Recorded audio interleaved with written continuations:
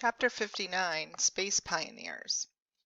We perceive the universe through our senses, especially our eyes and ears. From our small planet in our minor solar system in the Milky Way, it might seem that our galaxy makes up the whole universe. In other words, that Milky Way, cosmically, is all there is. In the early 20th century, that's what reputable astronomers thought. But Edwin Hubble, sitting at what was the world's largest telescope on top of chilly Mount Wilson in Southern California, would overturn that idea. And that would lead to our modern understanding of the universe. A galaxy is a huge collection of stars, planets, and stardust moving around, orbiting a common center. Our sun and its planets, including Earth, are part of the Milky Way galaxy. Hubble was a superstar athlete and very smart. He won a Rhodes Scholarship, which took him to Oxford University in England. He made a promise to his dying father to study law, which he did, but he longed to be an astronomer. He got a graduate degree in science. Then World War I erupted, and being cut out for heroic things, he joined the army, fought in France, and came home a major.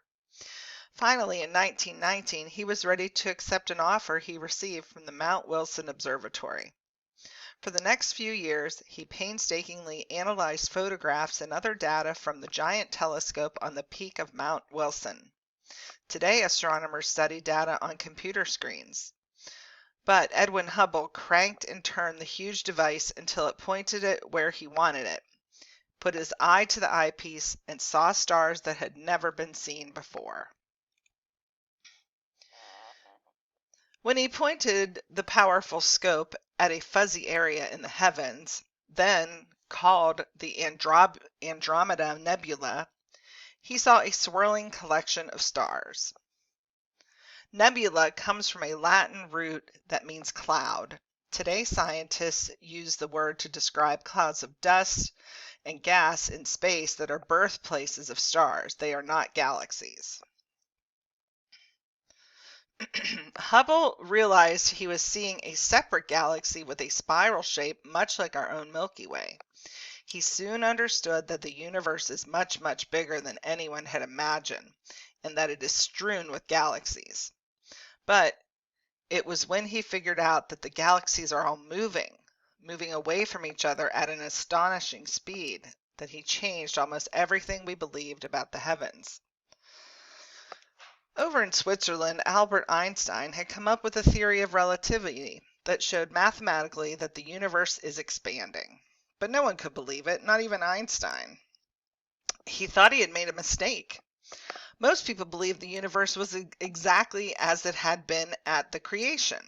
Others thought the universe had always existed as it is. They said it had no beginning and no end. Then Edwin Hubble looked through his telescope, saw galaxies racing away from each other, and confirmed Einstein's equations. They showed the universe isn't static. It has changed over time, which means it has a story to tell. It has a history. Einstein was surprised and elated when he heard about Hubble's conclusions. In 1931, he traveled to Mount Wilson and thanked the great astronomer. Science is a dual thing. It takes ideas and proofs. Einstein's theories and Hubble's proofs would set a direction for astrophysics in the 20th century. They would provide important knowledge needed to make a trip around the moon. So would the work of a shy professor who dreamed of space and interplanetary travel. On a cold March day in 1926, Robert Hutchings Goddard stood in an open field in Auburn, Massachusetts. With him were his wife, Esther Kiss Goddard, and 2 assistants. All were concentrating on a tall structure built of metal pipes. Actually, there was nothing special about the structure.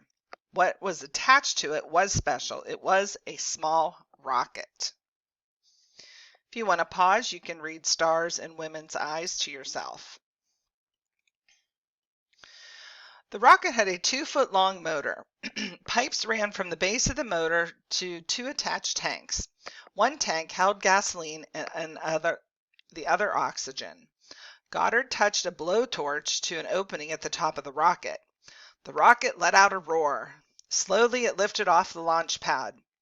That is what the metal pipe structure was, and rose into the air, speeding upward at 60 miles an hour. Then it crashed into the snowy field. The flight lasted 3 seconds. The space age had begun. Robert Goddard and his assistants went back to the laboratory.